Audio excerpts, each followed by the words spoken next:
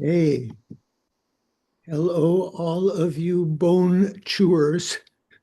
I won't say you might you might think I mean what do they call it? Draggers, mouth breathers. Those are synonyms for for humans that are sort of animal-like, but we are bone gnawers, gnawing on the dry bones of the difficult points of the Majjhamaka. So we're going to begin with some prayers as usual.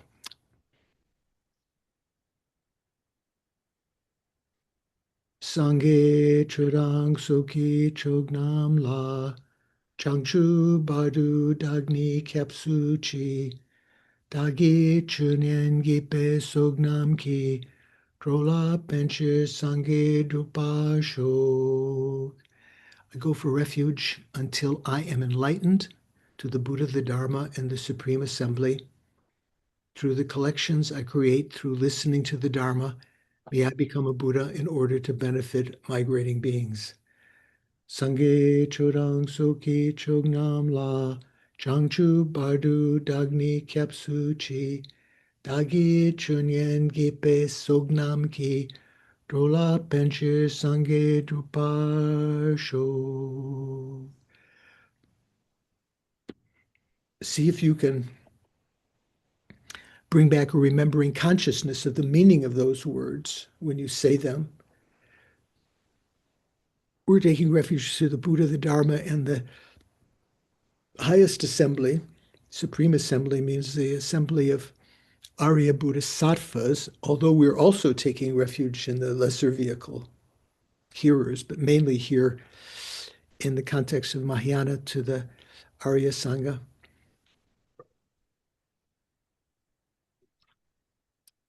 Then offering a mandala. By offering this ground, anointed with perfume and strewn with flowers, adorned with Mount Meru, the four continents, sun and moon, visualized, transformed into a Buddha realm, visualizing it that way. May all migrators enjoy a pure realm. O holy and perfect pure lamas, from the clouds of compassion that form in the skies of your Dharmakaya wisdom, please release a rain of vast and profound Dharma, precisely in accordance with the needs of those to be trained.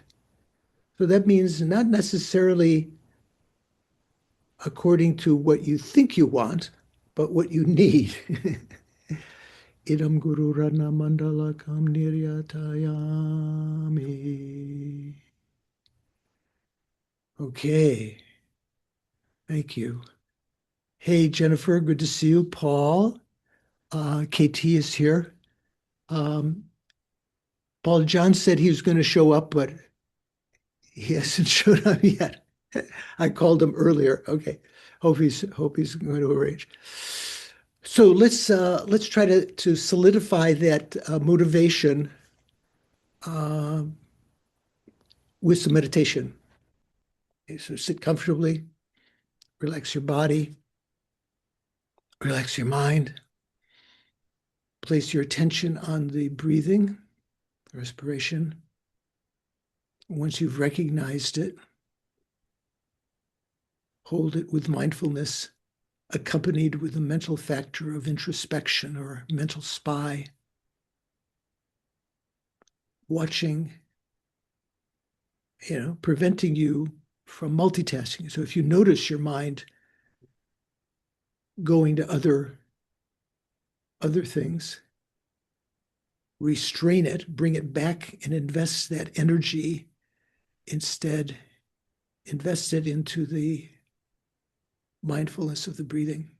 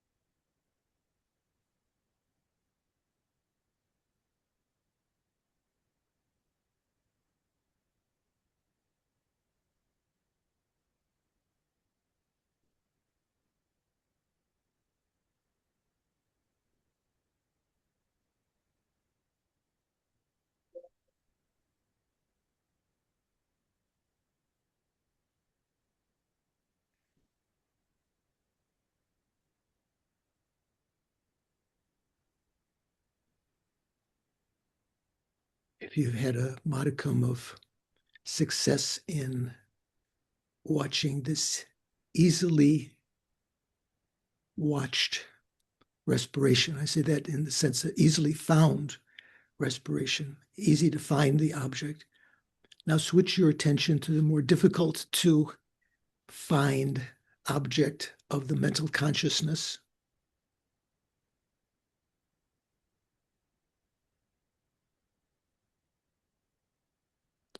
Because the mental consciousness is that which is clear in knowing, like the other consciousnesses,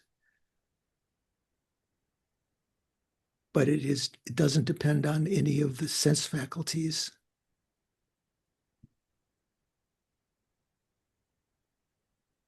It's difficult to see its nature,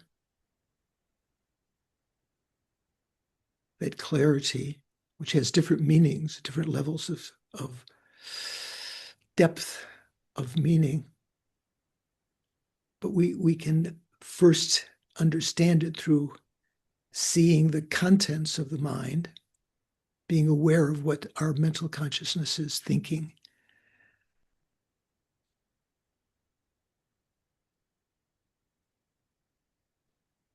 They are like clouds in otherwise clear sky of the mind. So simply letting go of that content, reminding yourself that the content could not be there unless the mind had that unobstructing nature.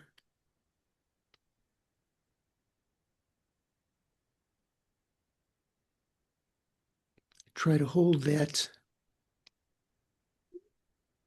space-like nature of the mind, clear light, conventional nature of the mind with mindfulness.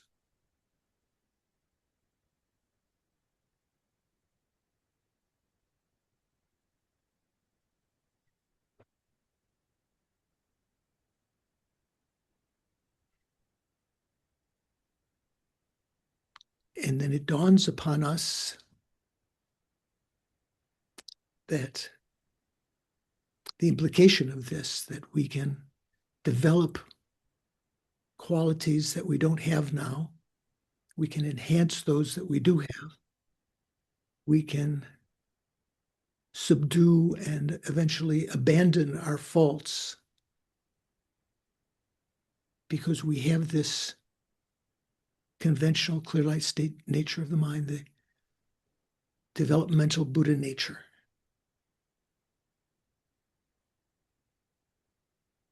Which is a cause for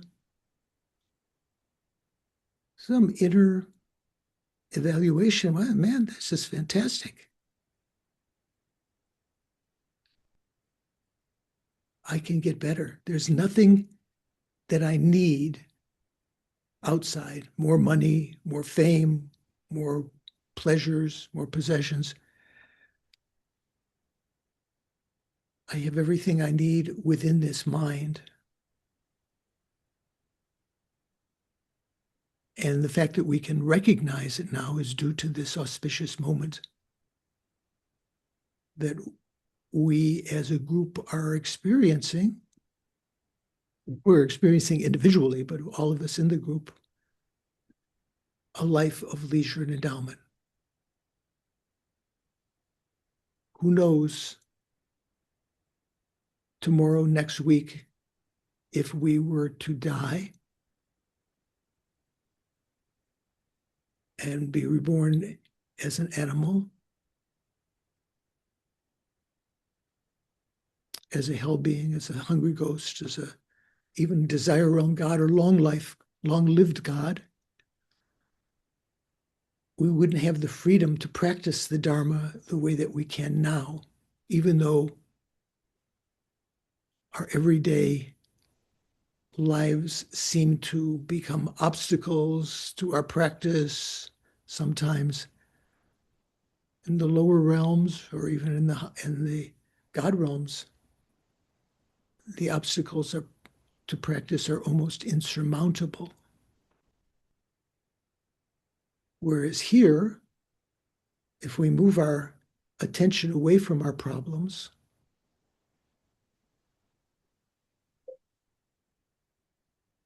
we can practice continually.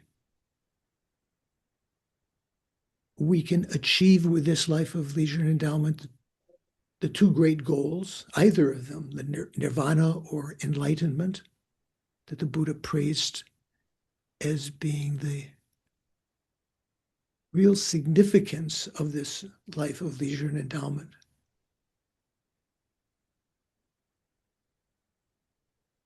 Not being satisfied with the self-liberation of nirvana,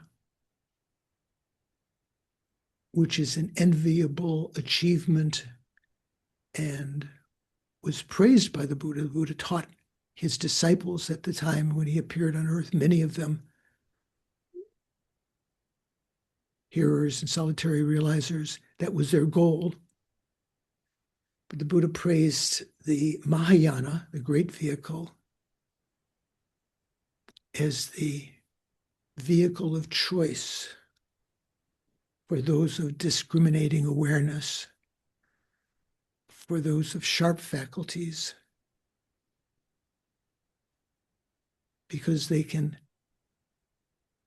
skip the long, again, hiatus of achieving individual nirvana that might last for eons and eons when we are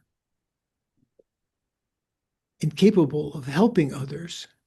We can skip over that and achieve enlightenment directly.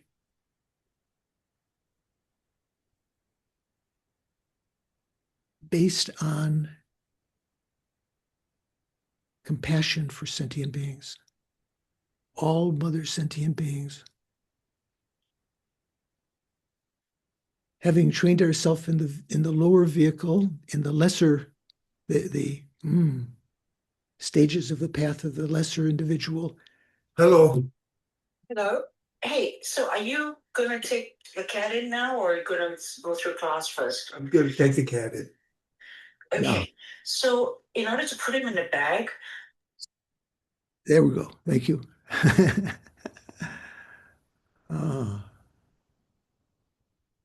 So in order to develop that compassion, we have to develop a warm heart toward living beings, remembering their kindness and or remembering our equality with them, the method of equalizing and exchanging self and others. In order to achieve that goal, if we come to the resolution, I must achieve enlightenment for the sake of sentient beings, bodhicitta with effort, wishing bodhicitta, we have to engage in the Mahayana moralities of abstaining from negative actions, collecting virtuous dharmas, benefiting sentient beings, especially the accumulation, collecting virtuous dharmas of the two collections of merit and wisdom, which are explained in Nagarjuna's fundamental wisdom. Of course, explained by the Buddha in all of his sutras, especially the Prajnaparamita sutras, summarized by Nagarjuna in his fundamental wisdom, and elaborated upon by Chandrakirti in his Madhyamakavatara and its self-commentary.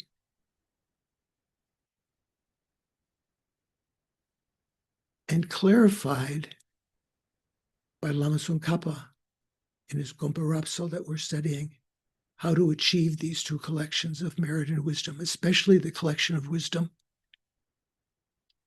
So think I'm going to participate in the class today for the goal of getting closer to the achievement of enlightenment so that I can effortlessly, spontaneously, and without error, as opposed to now, I can effortlessly, spontaneously, and without error lead sentient beings out of suffering into that same enlightened state of stable, eternal bliss. You're going to participate, listen, contemplate, meditate in order to become a Buddha for the sake of all mother sentient beings.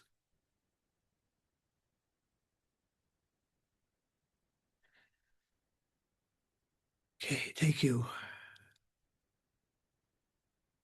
Yeah. So good to see everyone. Minto is here also. Minto, have you had any aspiration to join the Vietnamese monks on their walk to Washington, or is that too far out of your? Yeah, I'm thinking about it actually. Good, yeah, Yeah, it sounds so much fun. yeah, But I need to figure out like when I can take off from work to join them. yeah. Do it, yeah. Sean, who lives in Charlotte, walked. He said about 13 miles with the monks. When was it, Sean? Yesterday, the day before yesterday, something like that, right? The day before yesterday, I think. Friday. Yeah. So that would be good. How Okay. was it? Like, was it fun? I mean, they're actually encouraging people now not to do that, but um, I mean, the problem is that people want to walk with them, and yet it creates this Traffic it, problem. it creates more problems with everyone walking with them, but people want to walk with them to show their support. Solidarity. So it kind of does this where this group comes and walks, and then at lunch he tells them not to walk, so then those people don't walk, but then the people that didn't hear that start walking with him. Okay, good. So, yeah, I wanted to remind us in terms of motivation, what I'd mentioned maybe several times over the course of many years of talking to some of you in our various classes at Kopan when we were first arrived in the mid 70s. Lama Yeshe's slogan of choice, and even people would write up on paper and put it up on the wall. First check inside, then check outside. So what he meant, and Lama was always saying, check up, dear, check up. Where are your problems coming from? Is it really all the problems are due to something outside, or is it due to your reaction, your inner reaction to those? First check inside, then check outside. And so when we know we might start to feel anger toward various people, especially when we think of the different causes of anger, as Nagarjuna mentioned in the friendly letter and so forth, they helped that person helped my enemy, even if they're not your enemy, they help my enemy, or they hurt my friends, they disrespect my friends and so forth, and we develop anger, and therefore, you know, we create negative karma and so forth. So I always thought that was some kind of seminal advice that was unique to Lama Yeshe's way of teaching. First check inside, then check outside. I wanted to remind you that if you hadn't heard before, or if you have heard, to take that up, put that in your heart. Okay, so we have reached a stanza that is found on page 341 of Thupten Jinpa's translation of Gompa Rapsel, or on page 193 in the FPMT official translation by Venerable Joan. It is from the commentary. So that means this, and this is quoted in Chandrakirti's own auto commentary, his Basham, at this point. So where are we? We're talking about, let's see, what's this outline? Several pages back, presenting the opponent's position, right? Right after this, we're going to refute that position, right? But we've been refuting it, and we've already refuted the opponent's position. The opponent here is the Chittamatra. although there are others that accept reflexive awareness, mainly we're refuting the Chittamatra interpretation of that. So the commentary at this point says, just as 100 petals of a blue lotus are pierced by a single shot of arrow, single shot of an arrow, consciousness arises serially, even though it seems as if they engage simultaneously. So, yeah. So this is talking about the apparent, the kind of thing where I think we've also mentioned it in other cases when we talked about the tooth of the hair or something like that, or the certain kind of animal with big canines can crunch through many layers of bark at the same time, or like an ice pick can go through many pages of the book at one time.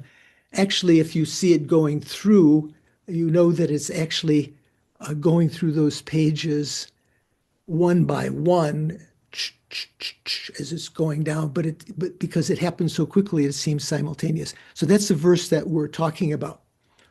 Now, the commentary to that by Jayananda, in fact, I think we talked about this last time. Jayananda, in his explanation of the commentary, that's the one of the only commentaries to the Gompa Rapsel written by an Indian. Jayananda came to Tibet, and I think he composed. Is that right, Paul? He composed in India his explanation. I do not know that story. Sorry, Venerable George. I think he wrote it with the translator there. So Jayananda's explanation of the commentary, Chandrakirti's auto commentary, takes this to be a response to a point being raised about whether all five sensory cognitions, eye, ear, nose, so forth, perceiving all five sense objects, such as the dancer's faces, so that would be objects of sight, right? Their songs, and so on. Those are the main things when we're watching, some kind of opera or rock band or something. You go to the concert, lots of money.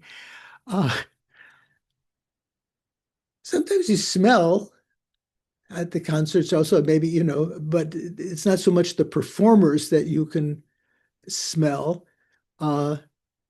Taste, do you taste? I mean, you taste your Coke or your candy bar or whatever but that's not so much in terms of the performers.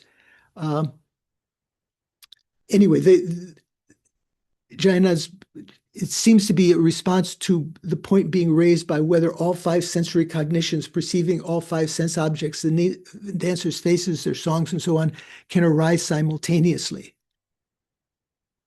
And the response, according to the explanation, that means Jayananda's, his take on this is that although the different classes of consciousness arise in a sequence, that's actually how they're happening. They're not happening simultaneously. Given the speed of their engagement, it feels as if they all arise at the same time. That's his take on that.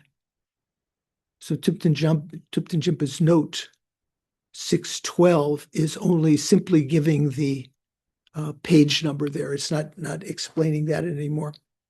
Lama Tsongkhapa says, man, this is wrong. This is totally wrong. Those who argue for reflexive awareness, such as the Sautrantika and Chittamatra. Remember, I said we're refuting Chittamatra, but incidentally, we're also refuting the others that accept Rangrik, reflexive awareness. Those who argue for reflexive awareness, the Sautrantikas and Chittamatra, for instance, understand the meaning of the sutra statement that, quote, sentient beings possess singular continua for each class of consciousness, unquote, they understand that in terms of how no two continua of consciousness of the same class can arise simultaneously in a single person. Okay, we've mentioned this a little bit before, and also last Monday we talked a little bit about this. Yeah, where is? Oh, there it is. Oh, yeah. So basically, this famous statement that Thupten Jinpa also mentioned, I think previously, or is it just coming, that he can't seem to find any original source for this statement that the sentient beings possess a singular continuum for each class of consciousness. Let me see here. So, what does it say?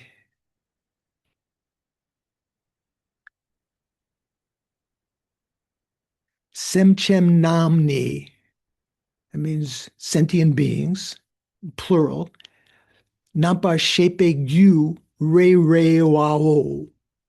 Re re. Re re means individual. They each have their own individual continua of consciousnesses. So that means I consciousness has its own continuum of consciousness. And incidentally to this, it means it's referring to consciousnesses of the same type.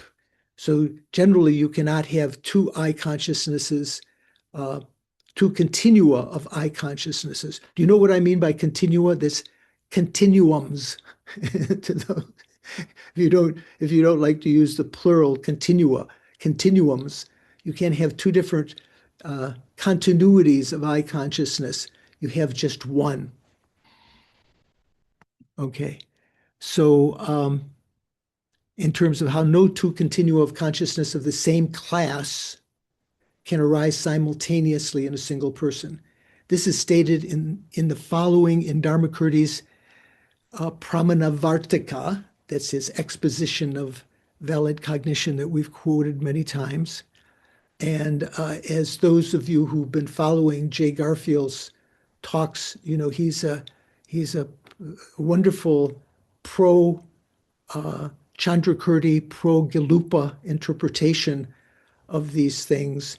So he mentions also there's no, you know, some people think that the Prasangika doesn't, you know, can't apply anything of Dharmakirti and logic, that everything is, you know, that they don't depend on logic, but verily they do. So this quotation says, potencies of consciousness are determined in terms of their similar class. So with regard to this, put on the right glasses, put on the wrong glasses there. Thupten Chupa's note, right at that point, you see at the end of that sentence, it says 613. So that note says, so he mentions, first of all, where it comes in the Pramanavartika, in the particular edition he's using, he gives the page number. So he says, the two immediately preceding lines of the same stanza. So you'd have to follow in the Tibetan to see what this means. Thupten Jinpa doesn't quote those two lines. Those two lines say, Chikchar lotong mechirna, deni ditar chebayin. But you won't see that anywhere in your text there.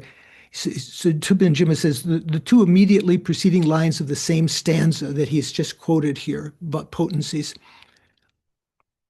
before the ones cited here by Tsong, make it clear that Dharmakirti understands the sutra statement about simultaneous non-occurrence of multiple streams of consciousness as referring to streams of consciousness belonging to the same class.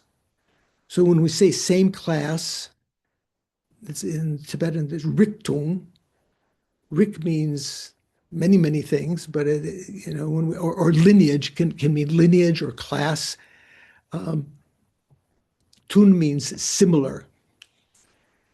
So what Dharmakirti is saying, Thupten Jinpa says in his note, what Dharmakirti is saying in these two lines is this.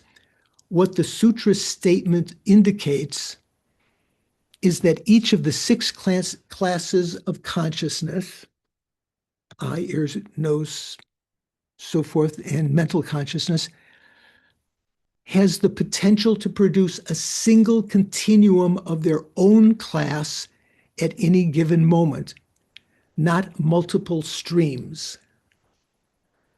Okay, so that will come into question in a little while when we talk about this. Yeah. So, yeah. So, with regard to this, Doris, would you be kind enough to put in the chat the PDF that Ron alerted us to? This is from Jan Westerhoff's sort of commentary, running commentary on Chandrakirti's Madhyamaka. There you have it there in the chat, if you have the ability to download that. So Ron alerted us to this section in Jan's translation. So I thought it would be worth going over this a little bit so we can see the context. So the first page there is from page 104, and it goes on to page, I think, 108. But halfway down that page is where we're going to start, where there's a little indentation, a little number to the left where it says 6.072. I guess that's, chapter 6, maybe verse 72. He says, dependent nature and reflexive awareness. Oops, there we go. Okay. Sorry.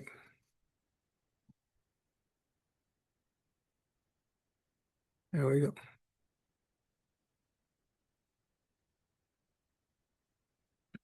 He says, another problem for the Yogacara position is the epistemological status of the basis of all appearances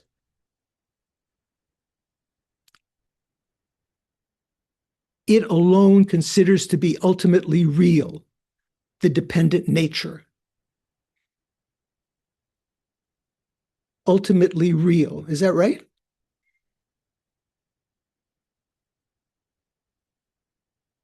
Another problem for the Yogacara position is the epistemological status of the basis of all appearances it alone considers to be ultimately real. Okay, the status of the basis of all appearances, I guess that's referring to the alaya vijnana, right? So only it is considered to be, or the consciousness that's perceiving that the emptiness of these visions is considered to be ultimately real. The dependent nature. The dependent nature is free of the distinction between observing subject and observed object characterizing our usual conceptualization of the world.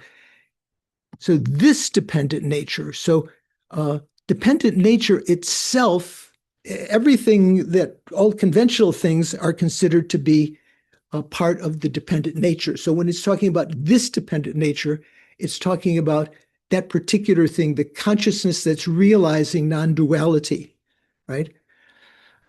For then, if there is such a thing as the dependent nature, the consciousness, which is the dependent nature, that is realizing the non-duality between subject and object, if there is such a thing as dependent nature, how could we know it?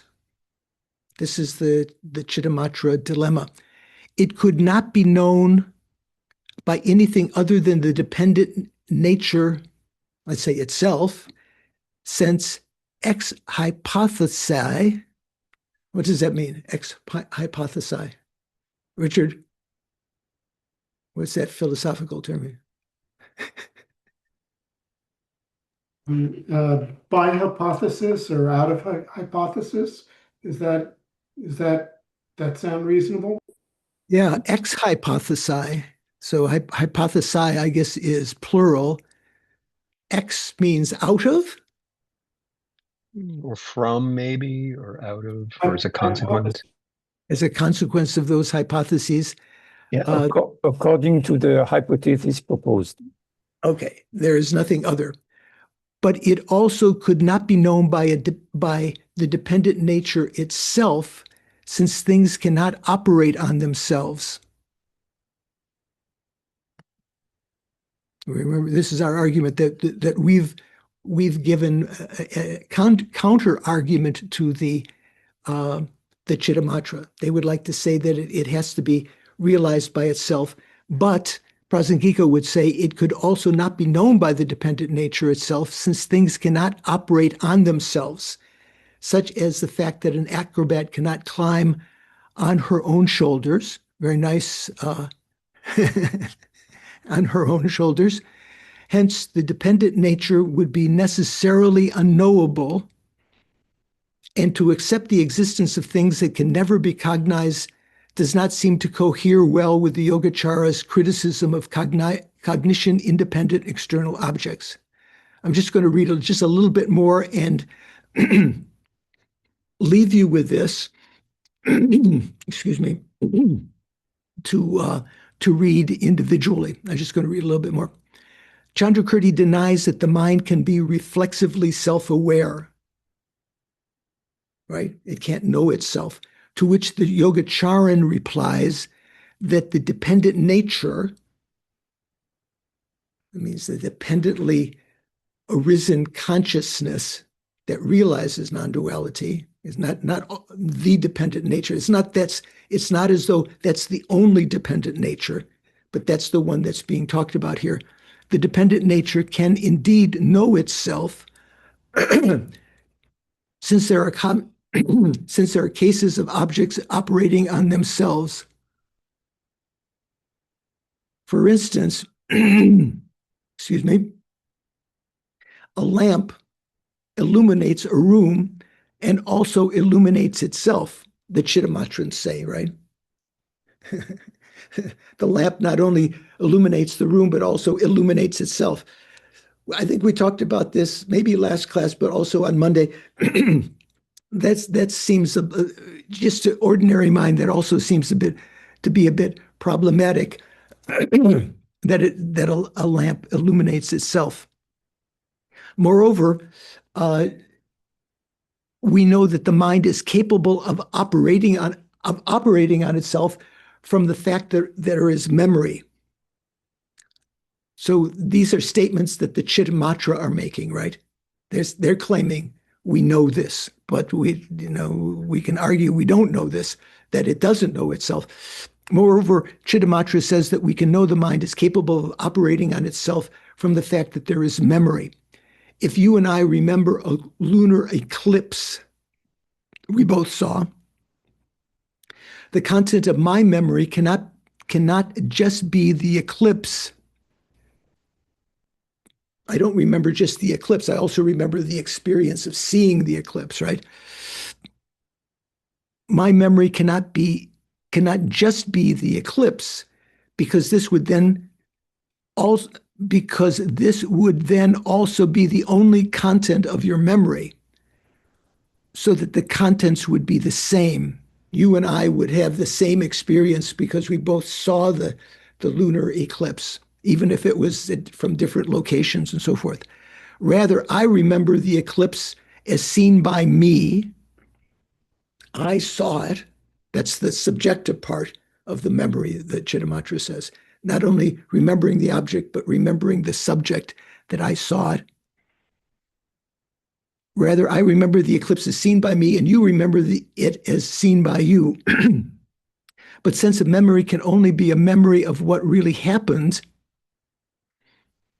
This implies that when seeing the eclipse, we did not just experience it, not just the eclipse, but also our unique way of apprehending it, our own subjective knowing of that.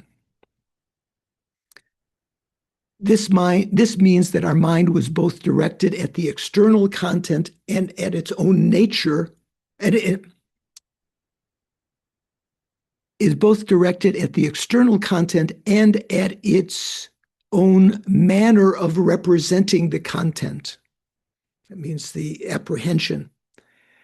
The latter function, that means knowing the eclipse, that I knew that, cannot be performed by a second mind moment being aware of the first one, because we otherwise would also have to postulate a third instant being aware of the second, and so on, all the way up to infinite regress. Okay, I'm going to leave it right there. So you can continue reading. So it's very good observation by Ron, who alerted us to that. And he had shared some of those pages with me, but I, with the help of Paul, I was able to get the PDF and make this extract for you, so you can read that at your leisure. So far, how are we doing? Making sense so far? Yeah. Suvash, what do you think? You okay? Yeah. Doris gives thumbs up. That's it. John, what do you think? I'm not gonna. It's nothing that I'm thinking, but I do have a question. Is this the first time? Perhaps I missed another time where Chandrakirti was taking issue with this Rangrik, or is this the first kind of sustained criticism? Well, this section is setting out the Chittamatra position. Basically, yeah, this is more or less, this section is mainly where we're talking about the Chandrakirti's refutation of Rangrik, of reflexive awareness. So it's from a particular Prasangika point of view, although there are other refutations of reflexive awareness by some other schools that don't accept it. This is a particular Prasangika take refuting it. And if you remember when we talked about the 8 unique points of the Prasangika that Lama Tsong Khapa mentioned earlier in Gompa Rapsel, there's one list there. And then we mentioned there were other texts that Lama Tsong Khapa wrote where the list was slightly different. But one of the common things that is a unique tenet of the Prasangika is a refutation of Rangrik, not just in general, but the particular way the Prasangika refutes it. That's one of the uncommon points. Okay, so how are we doing? Making sense so far? Okay, I notice Sean always like no, he doesn't want to go like this, but he's just not quite. Okay, so let's continue reading Thupten Jinpa's translation here. It's definitely not the case that the Sautrantika and Chittamatra, where he refers to as them, they, it's definitely not the case that they understand the sutra statement to suggest that consciousnesses belonging to different classes cannot arise simultaneously in a single person. Is that got a double negative in it? So what does that mean? It is definitely not the case that they understand the sutra statement to suggest that consciousnesses belonging to different classes cannot arise simultaneously in a single person. So what does that mean? Can you They understand that they can. Yeah. So say the whole sentence. What Sautrantika and Chittamatra understand the sutra statement To suggest to mean what? to suggest that consciousnesses belonging to different classes can arise simultaneously in a single person. Yeah. So you can have eye consciousness the same time you have ear consciousness and nose consciousness and so forth. That, but also has other subtle meanings here. Some Tibetans assert that when if you are asked, when you look at a colorful brocade, do the numerous cognitions perceiving different colors, such as white, red, and so on, do they arise simultaneously? Some Tibetans, or actually the Tibetan says, Mangbo, many Tibetans, previous Tibetans said, although these distinct cognitions arise sequentially, remember like the arrow going through the upala flower petals, they appear to arise at the same time. This is what is suggested by some Tibetans. Those who say this fail to comprehend that the sutra statement about the continuum of consciousness being singular is intended to mean the non-occurrence of multiple streams of primary consciousness belonging to the same class. So if they're a different class, if there's ear consciousness and nose consciousness, which are a different class than the eye consciousness, they can occur simultaneously. It's just the people that don't understand this that make that error. By displaying their ignorance of the simple fact that visual cognition perceives multiple colors simultaneously, they appear to be unable even to comprehend visual perception of a multicolored object. Even to comprehend visual perception of multicolored objects or a multicolored object. Not sure that's exactly right. So that seems clear, right? But it's a little bit more subtle than I think than what's meant there. So what do you think when you see what did Jimpa say? Did he say brocade? So I often think like on my tanka, there's brocade around it of multiple colors. Geshe Zopa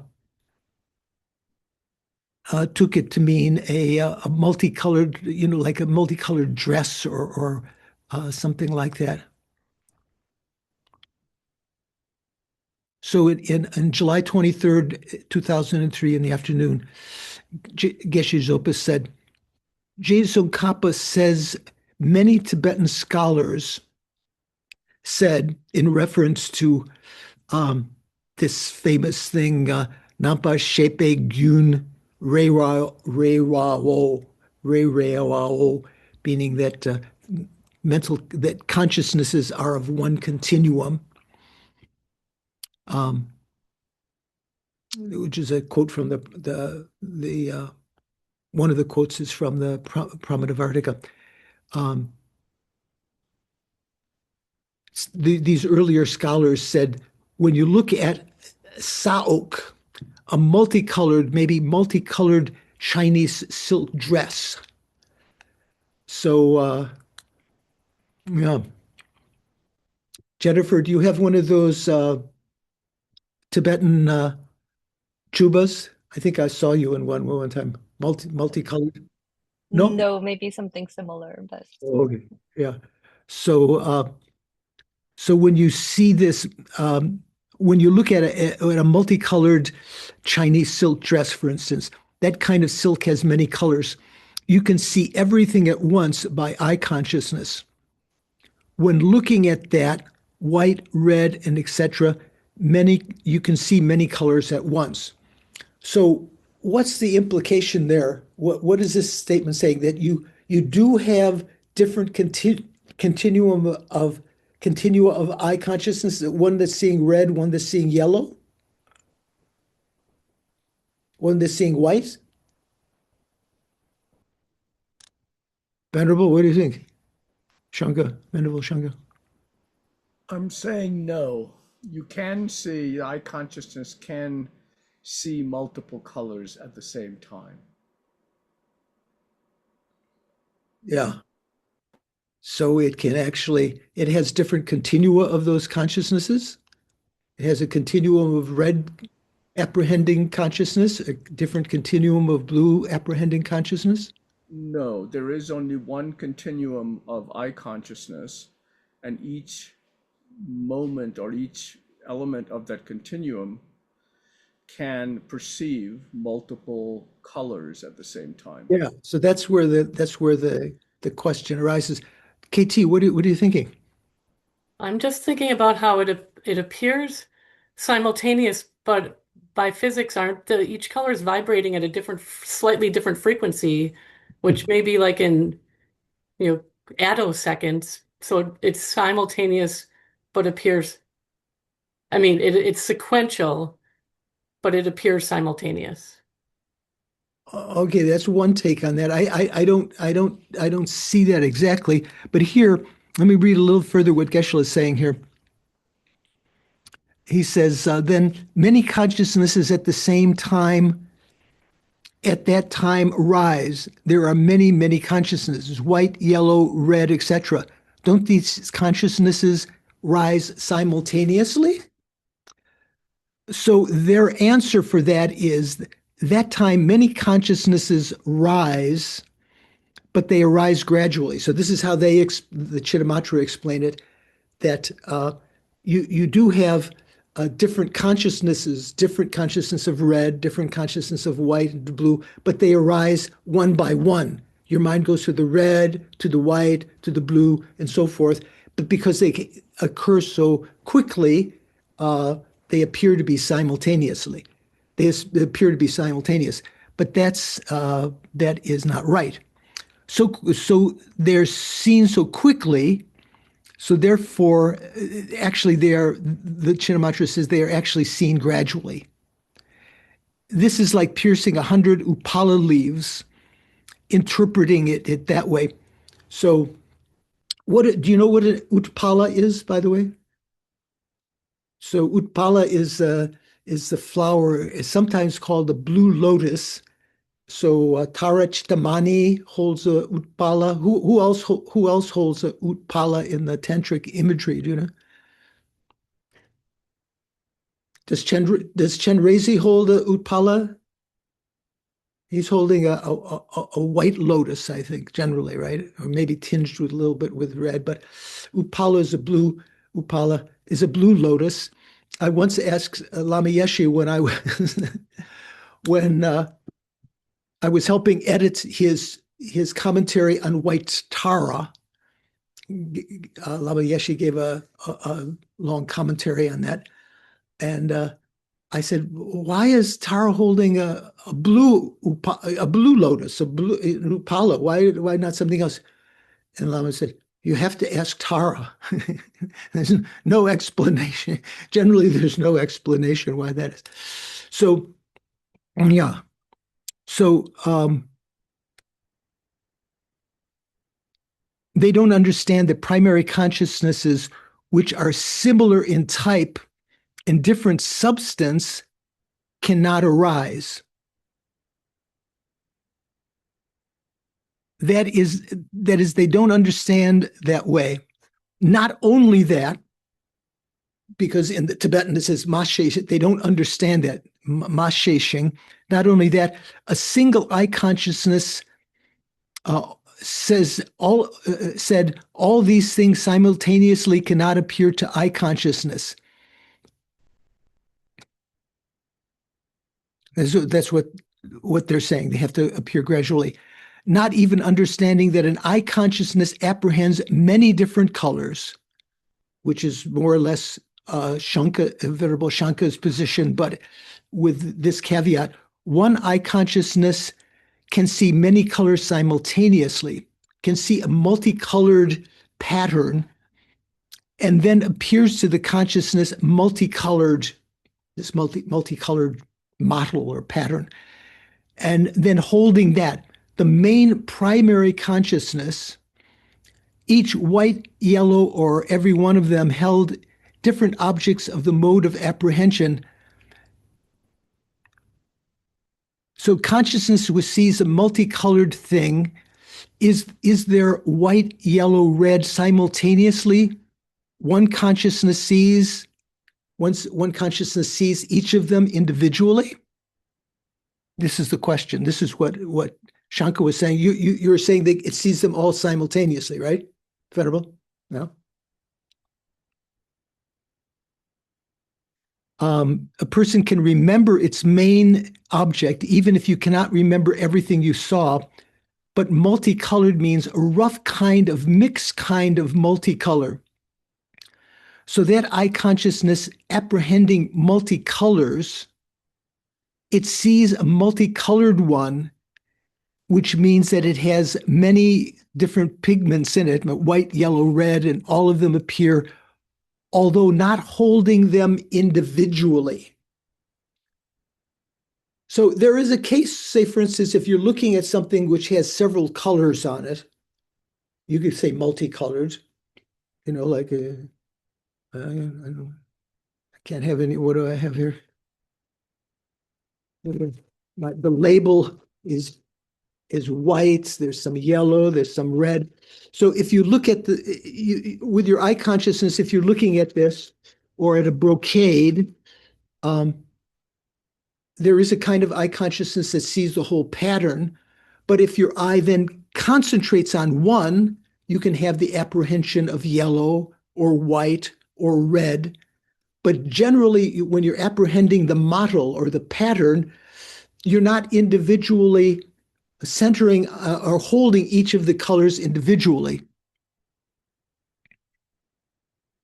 The main holding object is the pattern or design. So that's, I think, Geshe-la's clarification there, I think, of what is being said here. It's not as though when you look at the brocade or the multicolored dress, that you are individually apprehending each of the colors simultaneously, because that would imply different continua of mental consciousness. But you have one consciousness which perceives the whole pattern. That's possible and you can remember that pattern. But you do have the ability, if your eye concentrates on one particular segment of that, you can have the consciousness apprehending just the red or just the yellow and so forth. There is the eye conscious, Geshe-la continued, there is the eye consciousness to which many colors appear simultaneously. The main holding object that is being grasped, is the multicolors, is that pattern. Also, you don't understand, this is in criticism to I think Lama Tsongkhapa was saying this, also you don't understand that. You cannot say that you are unable to establish eye consciousness apprehending multicolors because when seeing blue, you can't see yellow. When the eye consciousnesses see yellow, when the eye consciousness sees yellow, then they are gradual, but appear so fast, too quickly, so everything looks like it takes place at once. But it is not at once. That's what the Chittamatra is saying. That is incorrect. At once, you see, yes, Geshe-la said. You look at the pattern, then you can see all of those things. But what you remember, what you hold as the main primary object is the pattern.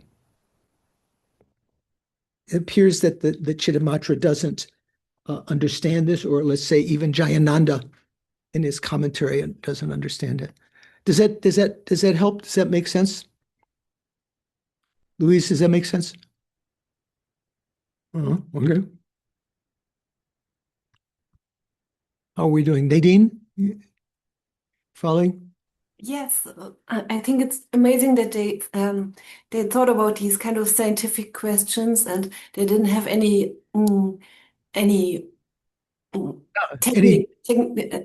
laboratory to Right. No devices, no. Yeah, devices, yes. Amazing. Venerable, what are you thinking? I have two questions, I guess, or whatever. One that, well, both of them are related to what Nadine and then someone else asked. I can't remember. So regarding Nadine's, I mean, what I don't understand, okay, if they didn't have empirical, they couldn't determine empirically any of these things, right? On what basis is, let's say, the Prasangika or Lama Tsongkhapa or whatever saying that the eye consciousness sees the pattern and all the colors simultaneously, right? How do they know that the Chittamatra aren't correct? That they see them, the Chittamatra position, That they see them sequentially, but really, really fast. I mean, how do they know that? Well, this is something that Lama Tsongkhapa is asserting, so you'll have to analyze it. Did he have a basis for saying that? Yeah, where does that come from? Maybe from the fact that it appears as though maybe in his own meditative experience or his own observation of his own mind, that you can have that kind of memory.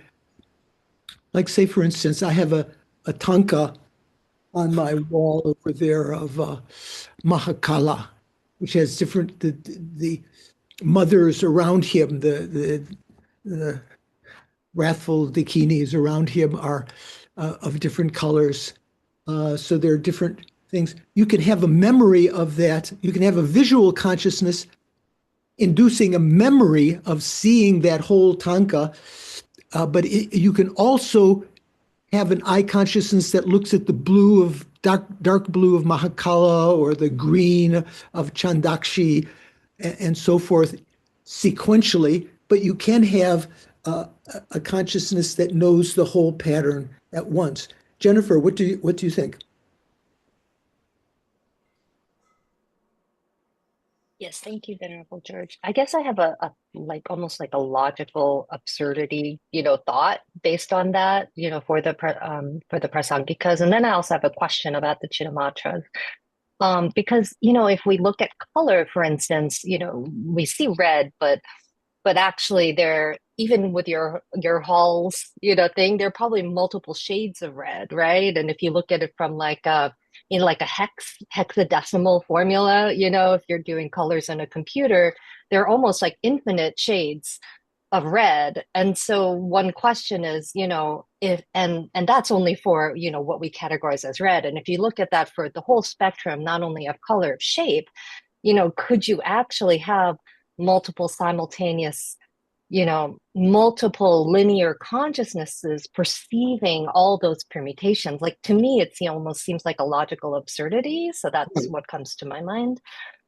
Right. So comment first on that. So I agree with that. So that's the point here. Lama Tsongkhapa is saying you don't have.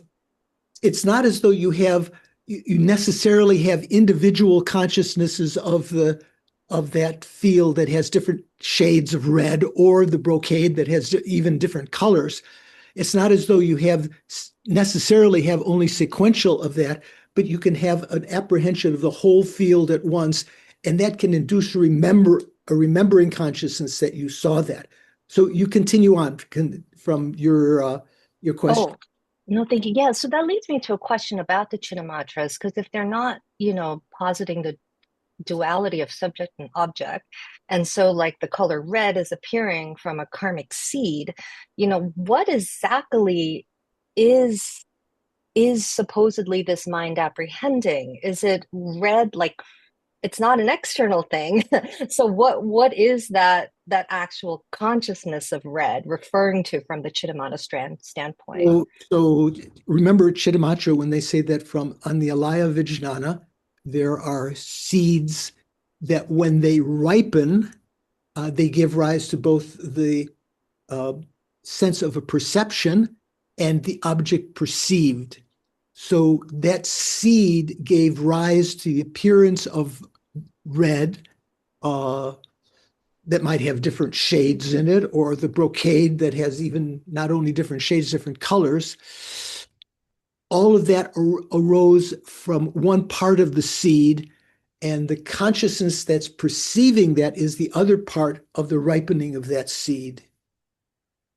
Is that more or less the point you're asking about? I think so. It's just like I just realized, but it's like, what is that red? It's just a question in my mind. If it's a seed, how does it have an Not a seed. appearance of red? It's not a Yeah. seed. It's the ripening of the seed. Sorry. Yeah, no, but so that's right. The Chittamatra is saying something that's kind of radically different. They're saying there's no external world, but what appears to be external, whether it be the brocade or the red color, is actually the ripening of a seed on our consciousness that occurs at the same time from the same entity as the consciousness that's perceiving it. So that's their theory of emptiness, right? That the apparent difference in entity of the red and the consciousness, that apparent difference is a fiction, and it is the lack of that difference is what they call shunyata. That's what they call emptiness, the lack of duality.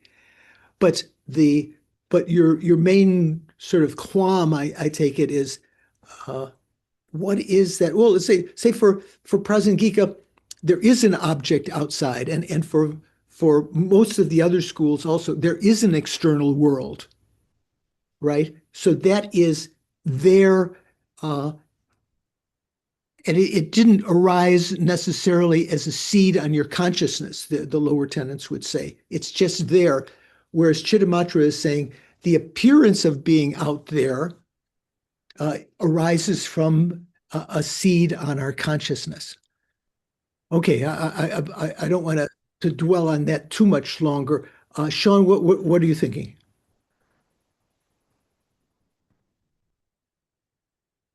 Where did you go?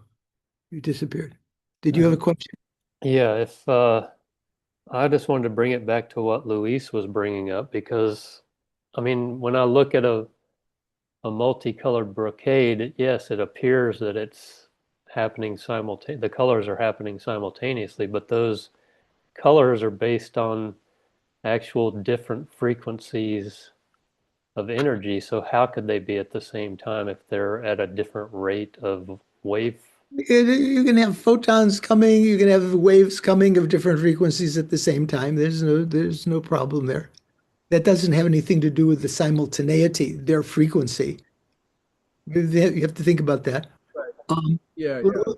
Let me just go a little bit further here first before we take a break. So Jimba's translation says, in light of these considerations, these arguments that we've just talked about, it seems we need to interpret Chandrakirti's passage together with his analogy. There's Chandrakirti's passage in the analogy was talking about the multi-layers of lotus being pierced at the same time. So was he agreeing with Chittamatra there? So in view of these considerations, it seems we need to interpret Chandrakirti's passage together with his analogy as a response to the objection pertaining to the simultaneous arising of multiple streams of consciousness belonging to the same class, with his response being that, quote, although they arise serially, consciousnesses appear as if they are simultaneous because of their speed.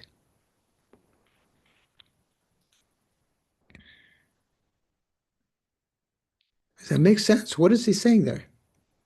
In light of these considerations, it seems we need to interpret Chandrakirti's passage. So when he says Chandrakirti's passage, that was what we just had in a couple of minutes ago. Potent, oh no, sorry. Not the quotation from Dharmakirti, but just as 100 petals of a blue lotus are pierced, consciousness consciousnesses arise serially, even though it seems as though they engage simultaneously. That's the quotation that he's talking about here, Chandrakirti's passage, together with his analogy. In light of these considerations, it seems we need to interpret this passage as a response to the objection pertaining to simultaneous arising of multiple streams of consciousness belonging to the same class. So that means there is an objection. You can't have you can't have more than one stream of consciousness belonging to the same class. You can't have more than one I consciousness, for instance. That's of one class. With his response being, although they arise serially, consciousnesses appear as if they are simultaneous because of their speed. This is said as stated in the exposition of valid cognition, the Pramanavartaka. The two schools, Sautrantika and Chittamatra, that argue for reflexive awareness. So one part of the Sautrantika argues for reflexive awareness, another part doesn't. So the two schools, Sautrantika and Chittamatra, that argue for reflexive awareness actually reject the fast speed of cognitive engagement as being a cause for the illusion of simultaneously. They don't say that. They don't say that it is a fast speed. It is therefore difficult to state this as being the position of those two schools. Perhaps the problem here stems from some corruption in the Indian text of Chandrakirti's commentary. So Chandrakirti's commentary was said about the 100 petals of lotus being pierced at one time, and that even though the piercing takes place simultaneously, like the perception of different colors, even though they are sequential, they appear to be simultaneous. Whatever the case, this is a matter requiring further investigation by those of discerning intellect. Now, because all of you are those of discerning intellect, yeah, it's something for your... Sounds like my college classes. Yeah. Those of you who are clever will figure this out. Rachel, what do you think? Good morning, Venerable George. I guess I'm wondering if there's a different meaning for similar types or same type of class. I mean, is it when we're talking about just the visual consciousness and the Prasangika is saying we can see the pattern and all the colors simultaneously in that one class, then there's only one visual consciousness. But then there's the other types of sensory consciousness, which is that considered the lotus, the piercing of the different lotus?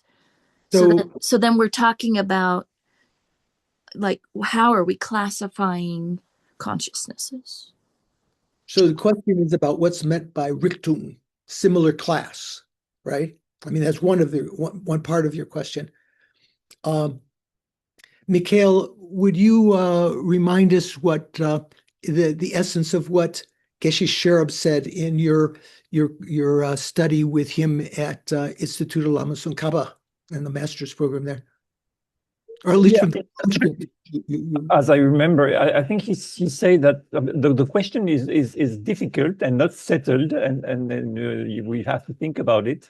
But he said that very strictly speaking, to be of the same type would mean that the three conditions of that mind are the same. And those three conditions are the referent condition, the empowering condition, and the immediately preceding condition, right? Remember when we talked about consciousness needing these three conditions? So strictly speaking, if two things are of the same class, they would have to have those three conditions. Okay, so Sorry, Venerable George. yeah, It was garbled. The referent, empowering, and what was the third condition? the referent condition means the objective condition. That means the object you're seeing. Then you have to have an empowering condition like the eye faculty, say, for instance, that allows you, that's an interface through which you can perceive that object. And then you have to have a preceding moment of consciousness previous to that that can give rise to the next instant of consciousness. Those are called the three conditions: the referent condition, the empowering condition, and the immediately preceding condition. Those came up many times when we talked about mind and mental factors. So before we take a break of Doris, if you'd be kind enough to put the other PDF, this is one several pages, maybe it's about 6 pages long, of teaching Geshe gave on this section.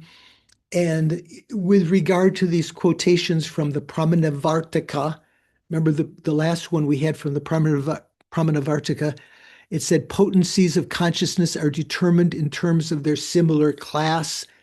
So this, for those of you of discerning intellect who have thirst to exhaust the meaning of this, you can take a look at that. More or less, much of what is said there will be the same. It'll be familiar, but there are some things that go into a little more depth about those quotations. So just leave that with you if you'd like to download that, and you can look at that now or in the future. We'll talk again on Monday, this coming Monday, in the discussion group about that. So let's take a little break. I noticed that if I didn't take a recording, okay, we had a little break there. Thank you. Had a little discussion. So the Jennifer asks about what mental factor, I can't remember how you phrased it. What mental factor moves the mind, or how did you say it, Jennifer? No, it was just the omnipresent mental factor responsible for the difference, the ability to either, zoom out and see patterns or zoom in and see a color. Right. So that is the mental factor intention. Usually we translate as intention in the FPMT. I don't know how other translators translate. In Tibetan, it's called sempa, SEMSPA, sempa. And in Sanskrit, chetana. When the last A is a long A, how do you pronounce that, John? Is it chetana or chetana or? It's Chetana, yeah. Chetana. Yeah. Put the emphasis on the last long syllable, chetana. Yeah. Thank you. So it's that moves the consciousness from the pattern to individual color to one color. You say red, you're looking at red, and then it's not as though you have to move your head. It's just your consciousness, your eye consciousness pays attention to the red and centers on that. That's due to that mental factor. And it's that mental factor when we talk about mind and awareness, those courses that study this, all these intricate different facets of mind, it's that which is considered to be karma. So there are two kinds of karma: physical karma, which you create by, say, walking or slapping someone, just the physical action, or giving, you create some physical karma. But the motivating factor behind all of those physical actions, unless they're just inadvertent, like accidentally stepping on an ant, leaving out cases like that, they're all motivated by the mind moving. So if your mind is in a state of anger, so that you might slap or hit someone, or speak harsh words or whatever, or have an unhappy response in your own mind to something, the movement of the mind while it is engaged in anger is what creates the karma. It's that movement of the mind is the actual karma. Okay, so that's good. So we talked a little about that in the break. So let's continue in Thupten Jimma's translation here. In brief, you're saying, in brief, Chittamatra concludes that since one must avoid the above two flaws, those two flaws being that of infinite regress, when one consciousness would be looking at the other, and that of subsequent cognition not perceiving other objects, those two flaws, others will have no choice but to accept reflexive awareness without reservation. So this is what Chittamatra is saying. They're saying, yeah, come on, you have to accept, Rangrik, apperception, self-cognition, autocognition, reflexive awareness, all of these different things are talking about the exact same, they're just different ways of translating that same phrase. You have to accept reflexive awareness because if you don't, there are these two, absurd consequences. Okay, that's in brief. There, you'll have no choice but to accept reflexive awareness without any reservation, without doubt. It is thus on the basis of subsequent recollection of both the object and its subjective experience that Chittamatra adduces the experience of both the object and the subject in the very moment one perceives the blue object. What's that adduces? What's the Tibetan there? That Chittamatra adduces. What does adduces mean? Richard? Bring forward in evidence. I just looked it up. Straightforward in evidence. Bring forward in argument or evidence. So that's not a verb. Here it looks like it's a verb. That Chittamatra adduces. It is a verb. And so how you adduce something the way you deduce something in another, for another meaning. To bring forward in evidence, deduce is to kind of infer. Okay, to bring forward in evidence. Okay, thank you for that. It is thus on the basis of subsequent recollection of both the object and its subjective experience.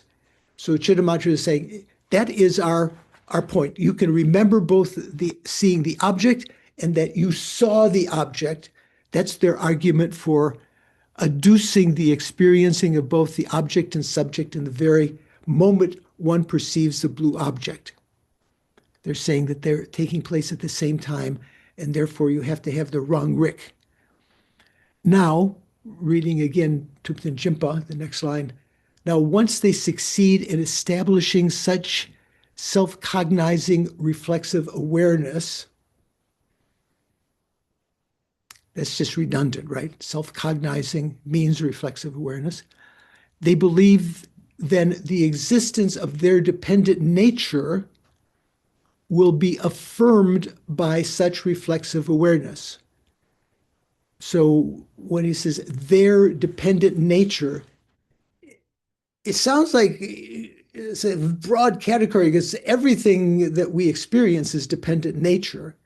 But their dependent nature, they're talking about what the main meaning when they say dependent nature means the mental consciousness, not the alaya vijnana, but the mental consciousness that has the direct perception of their emptiness, the Chittamatra emptiness, the lack of object and subject being different substances, that the realization that they are the same substance. That's what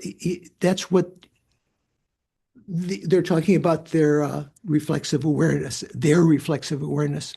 Now, once they once they succeed in establishing such self-cognizing awareness, reflexive awareness, they believe that then the existence of their dependent nature, the consciousness, will be affirmed, maybe you could say confirmed, by such reflexive awareness. The reflexive awareness will know that that consciousness is knowing emptiness. this is why, comma, when the Madhyamika asks the question, quote, by what means is its existence known? That came earlier in one of the stanzas in Chandrakirti. So, the Chittamatra was setting forth their idea of, dependent nature and so forth. So, in what way will it be known? That was part of that stanza 672, the third line.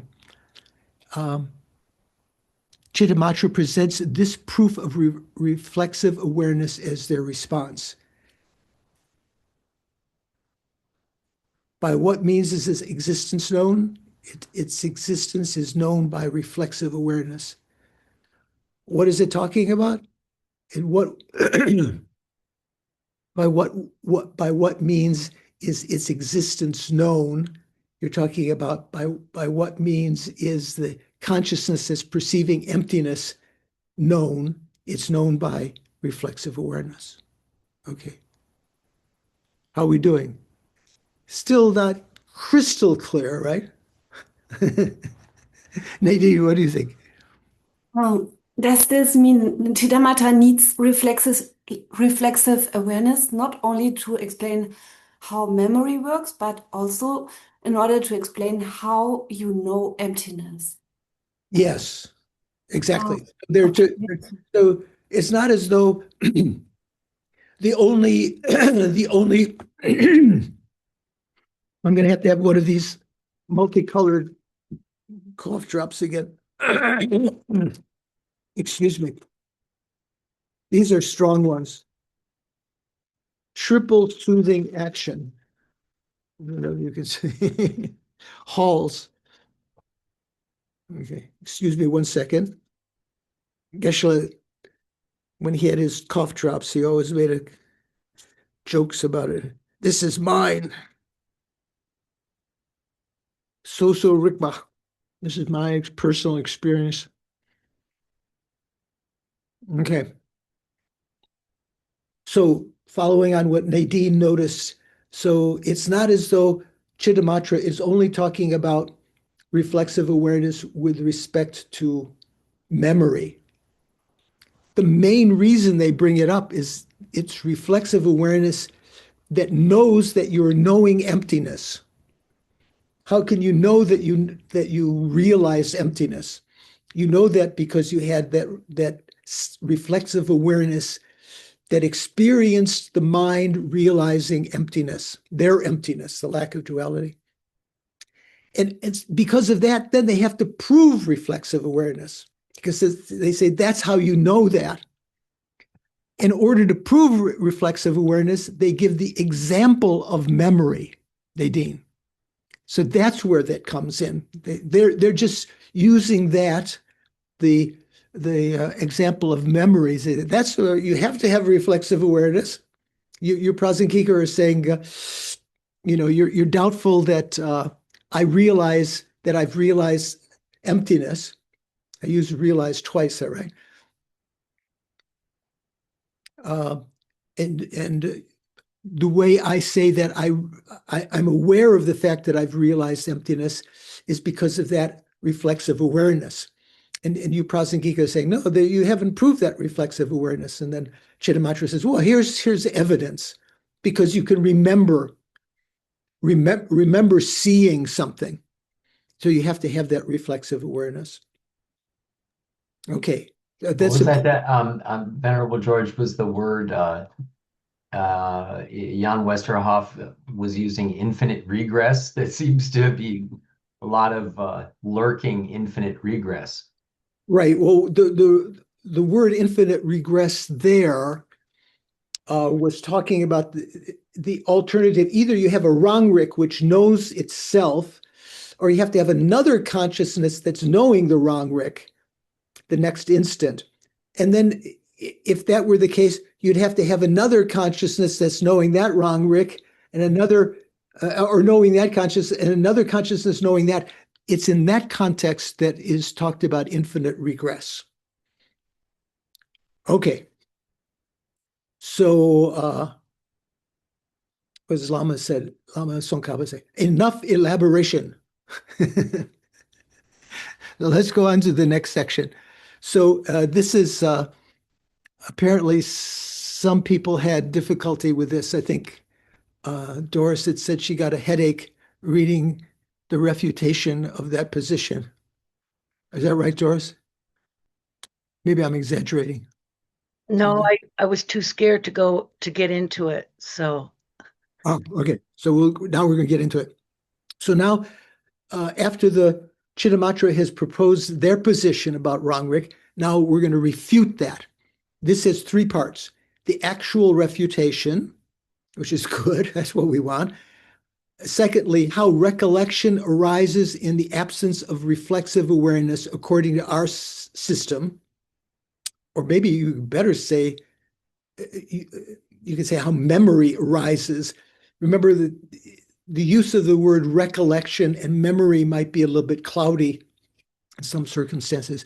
So second, how memory arises in the absence of reflexive awareness, according to Prasangika, and then third, then rebutting objections raised against our refutation. So, once we've given our explanation how you can have memory without reflexive awareness, then some people, once we've given our explanation, some people are going to have arguments with that, and then we rebut or refute to their arguments.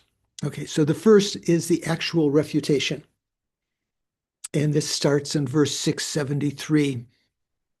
We'd already had the one line of 673 previously, 673a. So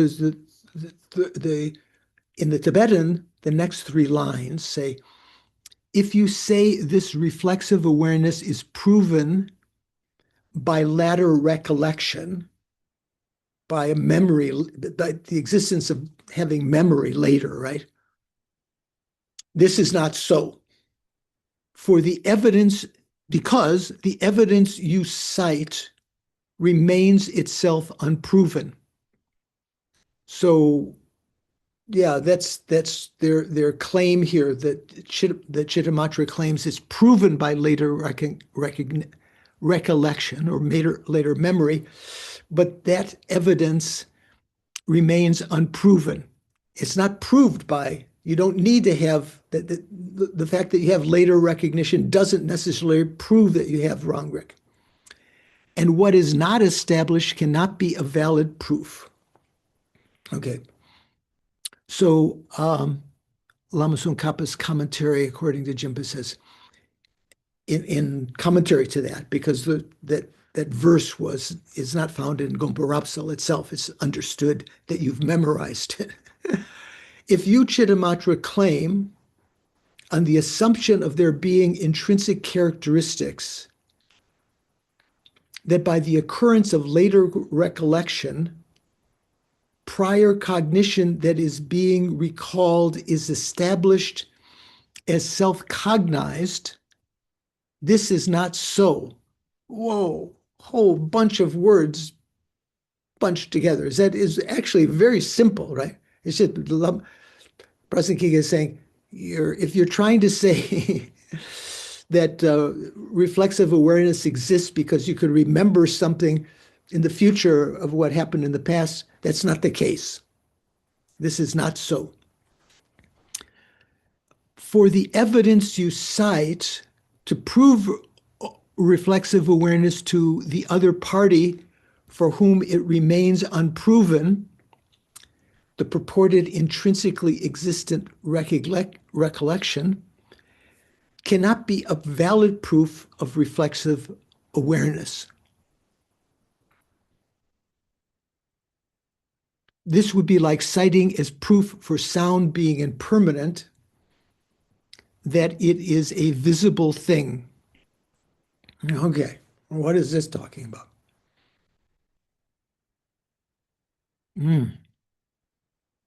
So my tongue consciousness is experiencing cherry-flavored menthol. My eye consciousness is seeing the modeled field of the whole Zoom class, 4, 8, 12, 16, 17 things up there. My ear consciousness is listening to you sometimes simultaneously. So what is this proof for sound being impermanent because it's a visible thing? So in order to prove that sound is impermanent, you could say sound is impermanent because it's a product. So you can give example then of creating a sound by hitting a gong. So it's a product of the mallet hitting the gong and so forth. But you can't prove sound is impermanent because it's a visible thing. First of all, is sound a visible thing? Could you say that? Yeah, yeah. So there's no connection between. That's not a correct syllogism. So he's saying that the proof that the Chittamatra is trying to prove is similar to that. It's not going to have any connection with between the proof and what you're trying to prove. For the evidence you cite to prove reflexive awareness to the other party means us, Prasangika, or those who don't accept wrong. Because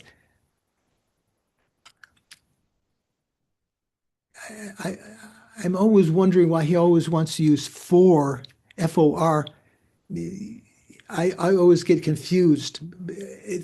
Here, I think it says, because the evidence you cite to prove reflexive awareness to us, for whom it remains unproven, you haven't proved wrong, Rick, to us, the purported intrinsically existent recollection.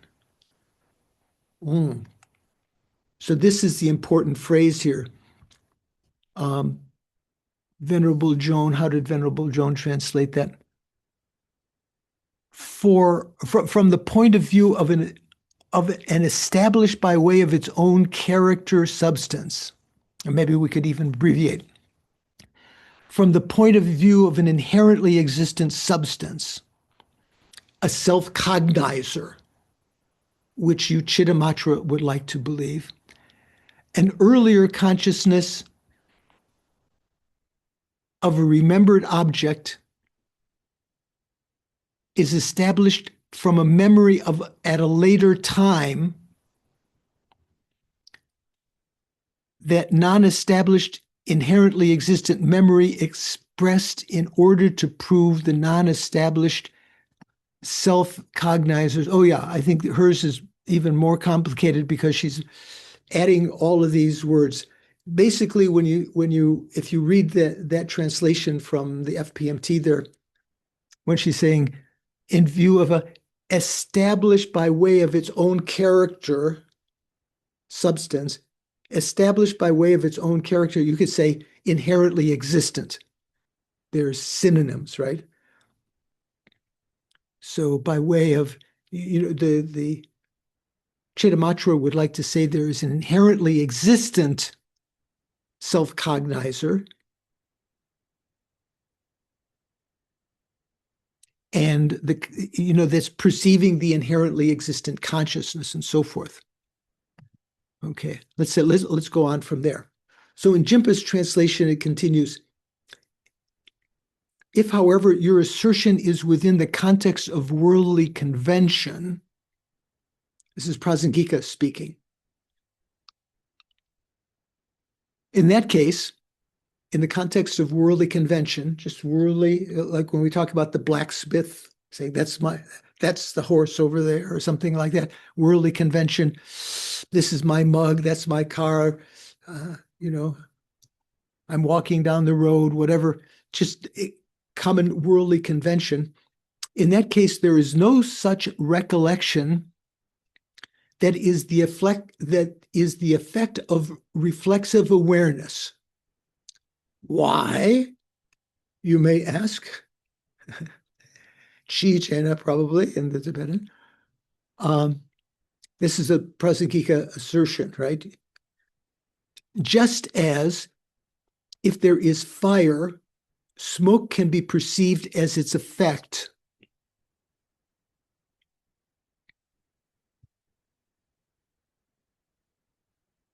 Is it correct? Can smoke be perceived?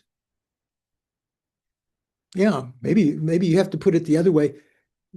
The perception of smoke, which you actually perceive, can infer the existence of fire, which is hidden to you. Say there's a fire in one of these big cement containers that has the garbage in your neighborhood or something like that.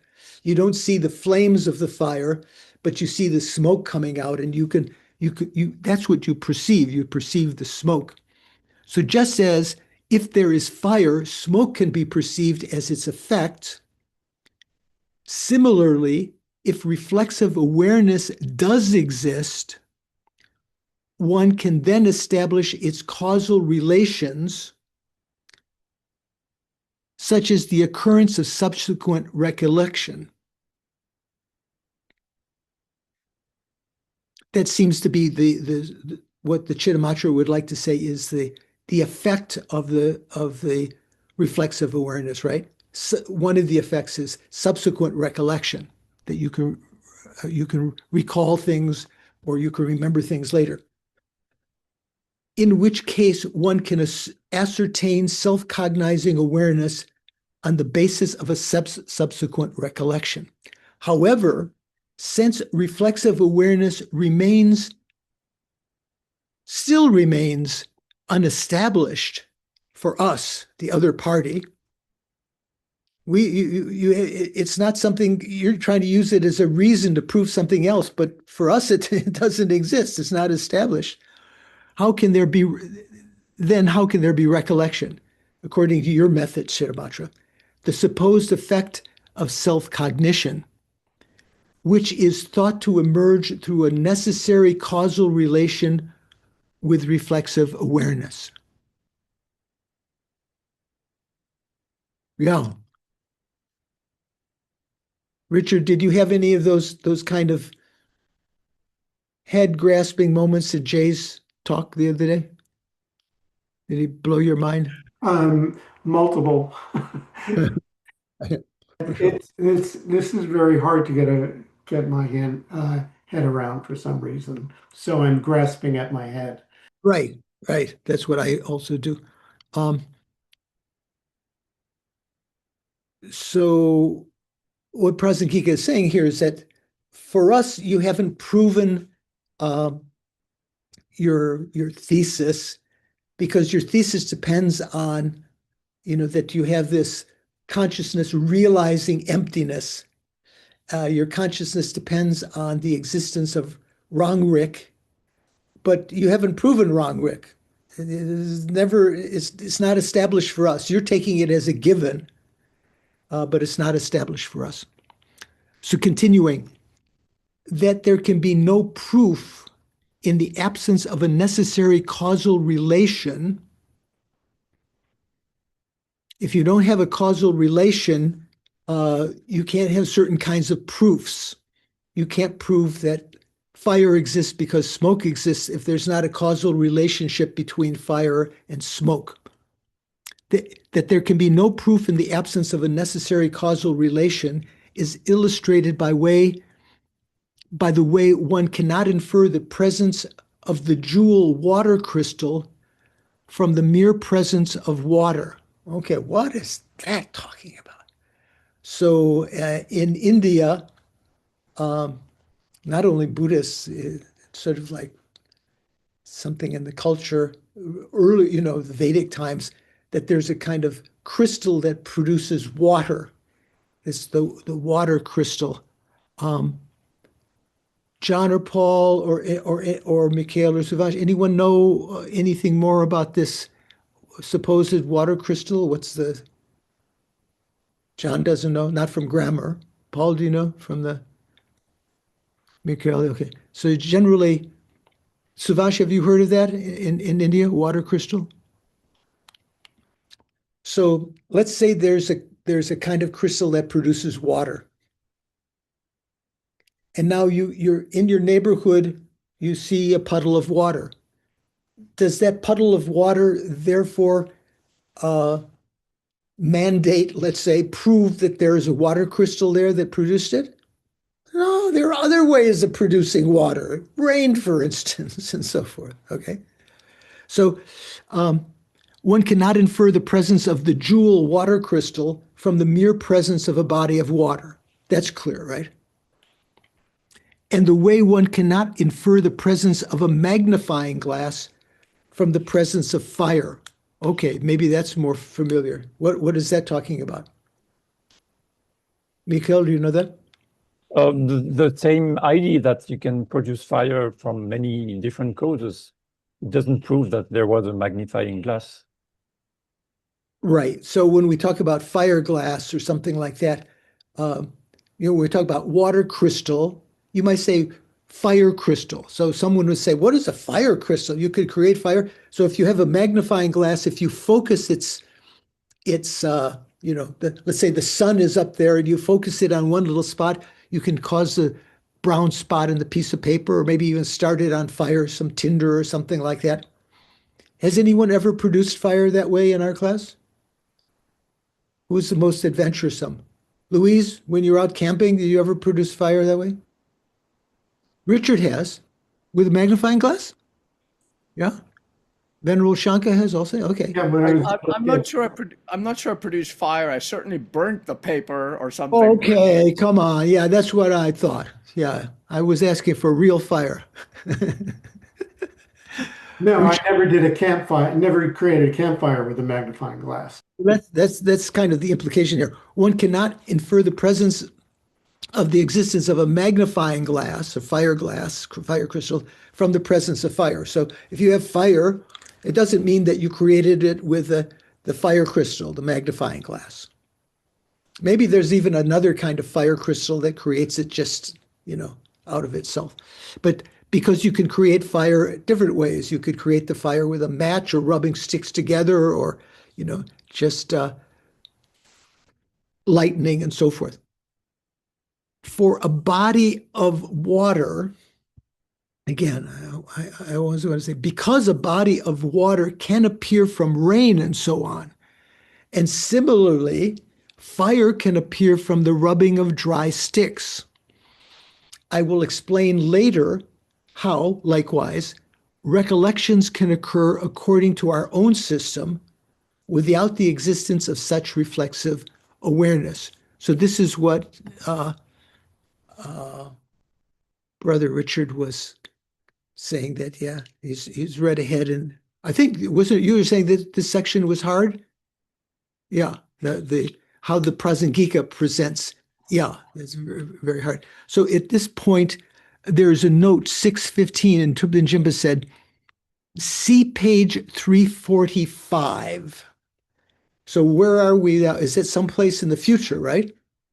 345? What's on page 345? Just a page ahead. It's really we're close to. And what's the topic there? There must be some outline there. How recollection arises in the absence of reflexive awareness. Okay, so instead of saying the next page, so he says, see page 345 under the heading, how recollection arises in the absence of reflexive awareness according to our system. Okay, so that's what he's going to be talking about just after this next paragraph or so. Okay, are we all together? Making sense? Okay, so continuing. To this refutation, so what has been refuted? The Prasangika has refuted the Chittamatra position there. To this refutation that the Prasangika has provided, the Chittamatra might respond as follows. Hey, listen, we do not infer reflexive awareness on the presence of establishing a causal connection between subsequent recollection and reflexive awareness in the manner of inferring fire from smoke. We don't say that there's that kind of causal connection. Rather, as stated before, we Chittamatrans infer the existence of the experiencing of the prior cognition on the basis of its subsequent recollection. We're not using the same kind of causal connection between smoke and fire, right? Fire and smoke. We're saying that we're having a different kind of connection. Isn't that still a causal connection? They seem to be saying it's not in the way of inferring fire from smoke. Rather, we first infer the existence of the experiencing of the prior cognition on the basis of its subsequent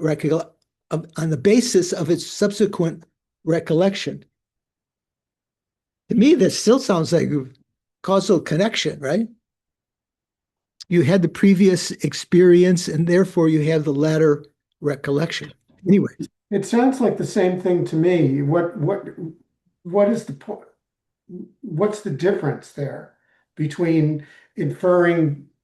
What's the difference between inferring an experience from a subsequent recollection and inferring fire from smoke? It doesn't sound right. like That's what I'm agreeing with you. Yeah, I'm saying that seems like there's still a causal connection between each of them, right? But Venerable George, Yeah. couldn't the subsequent recollection occur much later? It doesn't have to be an immediate consequence of the previous moment, correct? Right. So it wouldn't necessarily have to be its immediate. Well, it's not if it's a recollection, unless it's just a recollection of the immediate moment. Like you say, if it's like tomorrow or sometime later, an hour later, it's not a direct result, but it's still a result. Whereas, as maybe Paul is pointing out, Richard, the fire and smoke are in immediate proximity in time. Yeah, Rachel. Yeah, sorry. I didn't mean to be ignoring you. I didn't see you in the mottled color of the perceptual field. I'm wondering about the emphasis, the difference in emphasis between saying that it's of course, if you don't have something happening before, you won't have it after. But here, what the Chittamatra are saying is that because you have it after, you know you have it before. So it's not the causal relationship that's the point, even though that might exist. It's that the recollection exists, proves the other way around. So it's proving, instead of proving forward, it's proving backward. I think it's the fallacy of affirming the consequent, right? Is that what it's called, the logical fallacy? Yeah, I Right. mean, yes, Paul, Yeah. P implies Q does not mean that Q implies P. Right, exactly. There's not a reciprocality there. Yeah. Right.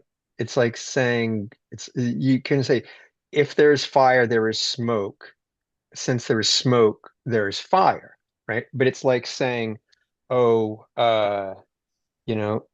because the curtain if there's a ghost, you'll see the curtain move. The curtain moved, therefore there must be a ghost, right? And so that's the fallacy of affirming the consequent. And I think that's what they're saying here. He's saying that, oh, you're saying, if there is a reflexive awareness, then you will remember what you experienced. Then you're reversing it and saying, oh, because you remembered what you experienced, therefore there must be a reflexive awareness. That's the fallacy of affirming the consequent. So I was noticing Richard's face was very close to his camera at that point, like he wanted to say something. You wanted to add something to that, Richard? Yeah. Okay. So this is more or less clear. So reading again, rather, as stated before, we first infer the existence of the experiencing of the prior cognition on the basis of its subsequent recollection. That's how we infer that. Furthermore, we Chittamatrans, we Yogacharans, demonstrate how such an experience must be either self-cognized or other-cognized. It either has to be a self-cognizer or another cognizer. So the other cognizer had the infinite regress problem. There's no third possibility. In this way, a conclusion is drawn that cognitions are self-experienced because of the two possibilities, self-knowing and other knowing. The other knowing has the fault of infinite regress. So it has to be self-known. That's our position, and we're sticking by it as true Yogacharans. Okay? Sorry if you don't like that. Okay, joking. So this is what the opponent might contend. This is what Yogacara might say. But being experienced by cognition is not, in fact, to be limited to these two modes defined by Sautrantika and Chittamatra. To be experienced by cognition doesn't have to be either self-known or their meaning of other known. For example, although the light of an oil lamp does not illuminate itself, does it? This is what we were talking about before. Does a light illuminate itself? Okay, yeah.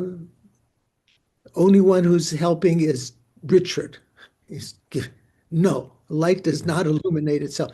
Which some people might think it illuminates itself, but if it illuminated itself, then you'd have to say that darkness also obscures itself, in which case you wouldn't notice darkness. Anyway, that's coming up. So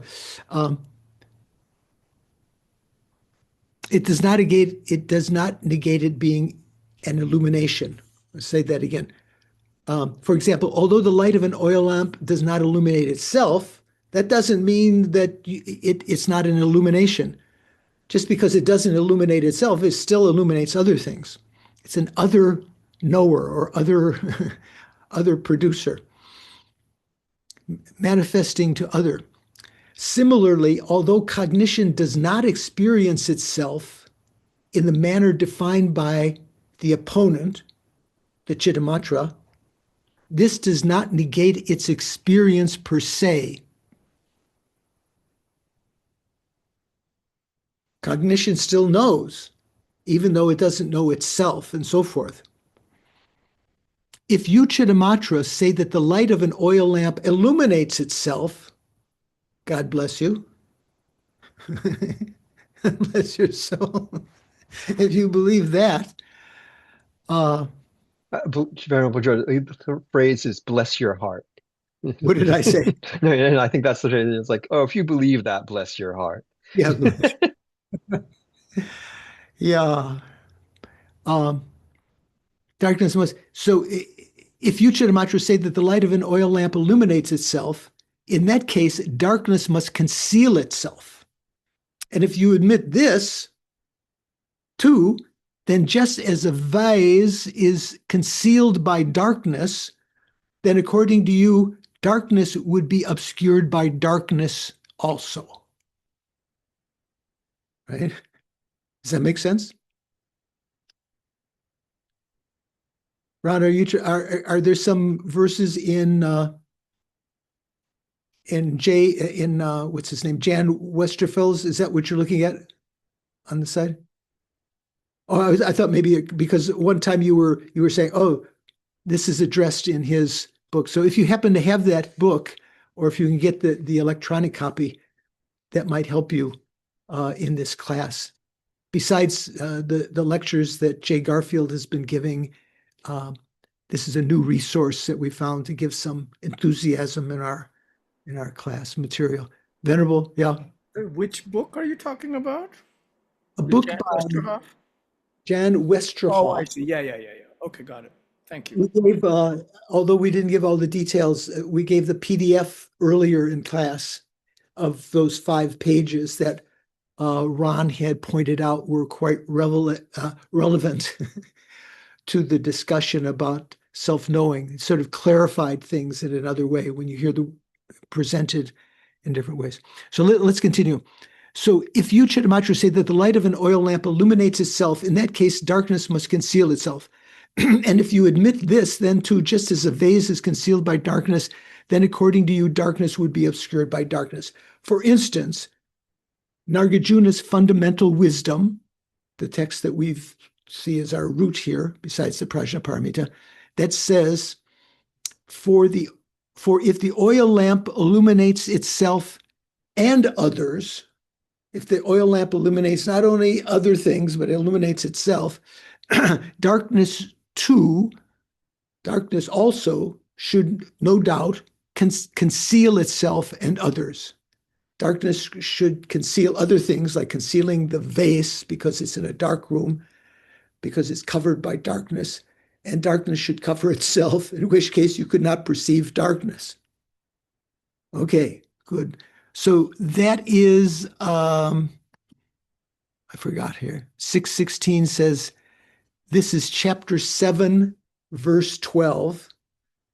What's chapter 7? Does anyone remember? Of fundamental wisdom? Do you have I don't have the index up here. What is that, Paul? Is that fire and fuel? No, I think that's 6. I thought maybe one of you had the book there. Mikhail, do you have the Ocean of Reasoning there? Which is chapter... Not at hand, no. Not at hand, okay. Anyway, you can check. Chapter 7, verse 12. It's the examination of arising, enduring, and ceasing.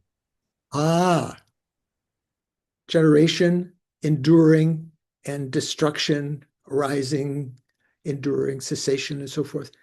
So that's one, that's in that chapter, this is brought up. Interesting. So I'll have to check that myself. So just continuing. Where are we here? Yeah. Chandrakirti then states, even if reflexive awareness were allowed for the sake of argument, even if you accepted, just for the sake of argument, let's assume reflexive awareness exists, it would still be illogical for memory to recall prior cognition. Whoa! Even if you have self-awareness, it would be impossible for a memory to recall the past. Why is that? Because the two things being different, inherently different, it would be like the recollection of someone with no prior knowledge. So even though you had no knowledge that there was an explosion in the neighborhood, you were gone at the time, then later you come into the neighborhood and then you remember that. How could you remember that? You didn't experience it in the past, right? Because they're inherently different events. They weren't experienced at the same time. This reasoning destroys all other aspects of the purported proof as well. This is verse 674. Does that make sense? Yeah, Venerable. I didn't get it, so I don't understand the logic. Why does the reflex? Okay, would you repeat? I don't understand the logic. Okay, so to understand that verse, let's read the following commentary. Okay. Okay. That's a root verse. And again, Chandrakirti explained it in his Bhasham. So Lama Tsongkhapa is paraphrasing the Bhasham here. Even if, for the sake of argument, I'm reading right after that verse 674. Even if, for the sake of argument, we were to let go of our critical examination, our refutation of Rangrik, and we were to allow reflexive awareness and its awareness of objects as well,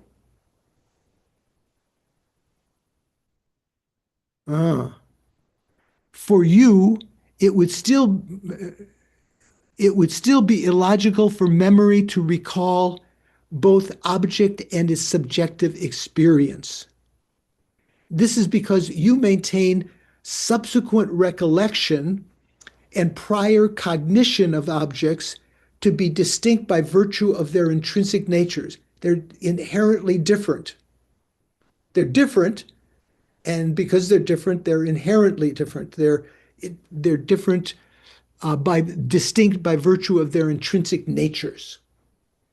So the supposed cause, prior cognition, that gives rise to its supposed effect, later recollection, they are intrinsically different, So they cannot have first of all, one of them can't give any kind of result. If something is inherently existent, it cannot have a result. Inherently existent means existing by itself without recourse to anything else. That's why nothing is said to inherently exist. Inherent existence does not exist. This is because you maintain subsequent recollection and prior cognition of objects to be distinct by virtue of their intrinsic natures. Now, giving example, remember we talked about Upagupta before. Upagupta is some fellow, I mean, it could be a girl, but Upagupta's mind, for example, does not remember Maitreya's reflexive awareness or Maitreya's experience of perceiving objects for the simple reason that he has no knowledge of these. Because they're different. You don't have to talk about inherently different. They're just different. So I can't remember what Jeremy has been experiencing because I didn't experience those things myself. This is because you maintain subsequent recognition and prior cognition of objects to be distinct by virtue of their intrinsic natures. Upagupta's mind, for example, does not remember Maitreya's reflexive awareness or his experience of perceiving objects for the simple reason that he has no knowledge of these. Such recollection cannot occur in someone who does not possess associated prior cognition. So Jim has put in brackets there, associated, that would seem to imply like there's some relation between them. If the previous cognition and the later recollection are inherently existent, they are inherently different, and they cannot have any kind of associated connection between them. Isn't that right, Nadine? Yes, that's right. And for Chittamatrians, are the mind and the reflexive awareness also inherently different or not? No, well, yeah. But Okay. for them, there's no, Thank you. for them, they don't see that as a problem. Okay, thank Something you. to be inherently existent. For us to say they're inherently different, and therefore it has these implications they can't connect with one another. They say, no, that's ridiculous. They can be inherently different and still affect one another, like cause and effect are inherently different, they would say. But now the Prasangika present all the absurd consequences of that. Yes. Thank you. Yeah.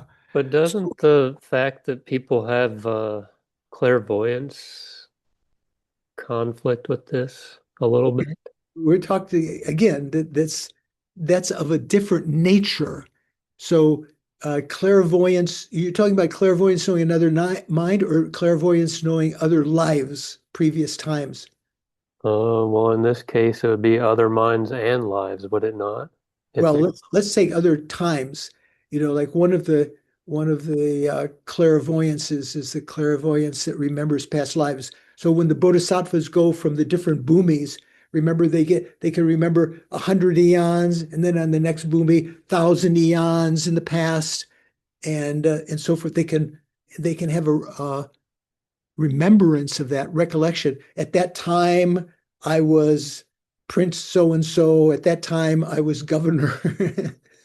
At that time, I was this or that. But that is not ordinary sense of memory. That is a kind of clairvoyance, which is a direct mental perceiver. So that has to be addressed separately. Okay, we can address that on Monday. Okay, let me just read a little bit further. This would be like the recollection of someone with no prior knowledge or experience. The two being intrinsically different, the memory of something and the previous knowing of it being inherently different. Where is it? The two being intrinsically different means that even the subsequent cognitions within the same mental continuum would not have experienced prior cognition, and its object, So there cannot be recollection. Very strong argument. If you, Chittamatra, think recollection does not exist because those that belong to a single continuum exist as cause and effects. I'm sorry. Did I say recollection does not exist? Recollection does exist, Chittamatra says, because those that belong to a single continuum, the moments on a single continuum, let's say mental consciousness, where is that? Exist as cause and effects. We previously talked about this, and we'll talk about it again and again when you talk about a continuum. If the moments of the continuum are inherently existent, they cannot arise one from the other. You can't have one moment giving rise to the other, because that would mean it was the cause and effect. If they are inherently different, or let's say if they are inherently existent, they can't have any kind of interaction. They can't change at all. They can't give rise to the next moment and so forth. For this reasoning, quote, because they exist intrinsically as other, unquote, because this reasoning destroys as well all other aspects of the purported proof, such as these moments belonging to a shared single continuum, being cause and effect and so forth. We're refuting that. So this is a very powerful argument. This is something that has already been explained extensively above in the context of the line in verse 661, qualities of Maitreya and Upagupta. I don't know if you remember who we were talking about, Maitreya and Upagupta. It's just two people who are different. So they can't have these common experiences. But in the Chittamatra position, though, is that their definition of intrinsic nature, what the Prasangikas are pointing out here? Because I have a feeling they're probably not. No, they say, just in answer to someone else's question about this, the Chittamatra Yogacara says that there's no problem for things to be inherently existent and even inherently different. They have to be inherently existent to exist, right? Sean? For the lower school, yeah, have to exist, they have to be inherently existent. All of the schools, except Prasangika, would say, even though they might, the lower schools don't use the terminology inherently existent, they would all say they'd either have to be truly, to exist, they have to truly exist or be inherently existent, they all say. Prasangika says, if anything was truly existent or inherently existent, it couldn't exist. That's the wrong way of saying. If something were supposed to be inherently existent, it couldn't really exist, because it couldn't change. It couldn't. It would always be the same. It would always be perceived as the same, like that. Okay, this is good. We sort of, so that is that supposed proof is what Doris said was difficult to understand. Maybe this is still difficult, but so we will go over this on Monday in discussion group. Rachel, what do you think? Did you have any? I wasn't sure whether you were indicating you had a question. You know, Venerable George, some days I get stuff and some days I don't. Appears Yeah. like today's one of those latter days. Yeah, I know what you mean. Yeah. But if the two different schools are using two different definitions for inherent existence, though, how is that not the same argument? Could they not use the same argument that the Prasangika used in saying, well, we don't accept your position? They're not using different definitions. They would both say that inherent existence means existing by nature of its own self, from its own side, findable. But what Prasangika draws from that, if something were to be that way, it could have no connection with the outer world. It wouldn't even be perceivable. It would just exist inherently like that. Whereas for the lower schools, when you talk about true existence, that for the what is it? What do we say? Sarvastivadin. What's the etymology of Sarvastivadin, John? What does Sarvastivadin mean? It means the way of those for whom things always exist. Yeah, so that means that they're literally what they're saying is that things are all for them to exist, they always have to be truly existent. They have to truly exist. So that familiarity with that, Sean, is something that we got from the study of the tenets and different courses. So the lower schools believe that if something were to exist, it has to truly exist. If it's not true, come on, the word true is in there, guys, they would say. If it's not true, then it doesn't exist. But for something to be truly existent, for the Prasangika, or for the Madhyamaka, let's say, no phenomena is truly existent like that. No phenomena exists that way. Anyway, we'll continue on Monday. Let's leave that there. We're going to go over that on Monday and then again in next class. And we're going to begin then with now the Prasangika presentation, how memory arises in the absence of Rangrik. How we Prasangikas explain this. So that may get, I think Richard was saying that's a tough section. He's read ahead. Hint, hint. So it's good to read ahead if you can. Okay, before we end, any questions? Any doubts? Besides Sean's doubt. Sean has always some doubts. I can see he's ready to ask another question, but I'm not. Suvash, are you okay? Mikhail? More or less clear? What do you think, Louise? I have to think more things over before I have any doubts. I have to think about this. Yeah. Yeah. It's like someone says, can I borrow your car? Are you under my insurance? Are you reliable? I better weigh this. Okay. Anna, do you have some? Okay. So let's dedicate our virtues. Supposedly, we've created some virtues. Let's say, hopefully, our assumption is, and due to these virtues, as a result of these virtues, may I become a Guru Buddha quickly. It doesn't say quickly here. May I, Lama Sangye Drubgyurne, it doesn't say quickly. May I become a Guru Buddha as a result of these virtues, and as a result of that, lead all living beings without exception into that very state. That's our sort of one verse that can cover all the dedications. That's our ultimate goal, to be able to become Buddha and lead other sentient beings into that state.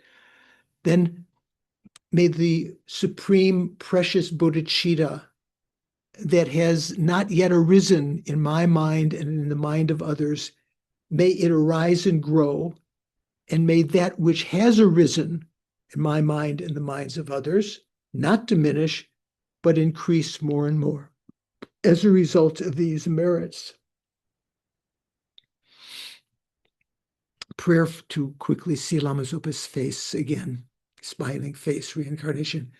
Peerless teacher and assembly of children of the victorious ones, Shravakas, Pratika Buddhas, victorious Losang, father and sons, together with your lineage, all the objects of refuge of the infinite realms, please bestow here and now the virtue and goodness to accomplish this prayer.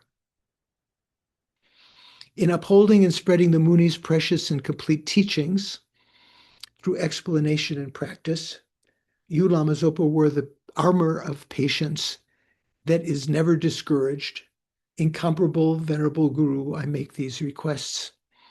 Sole gateway through which all benefit and happiness emerge, while striving exclusively for the dual welfare, so the welfare of the conqueror's teachings, the Buddhist teachings, and for the welfare of mother living beings.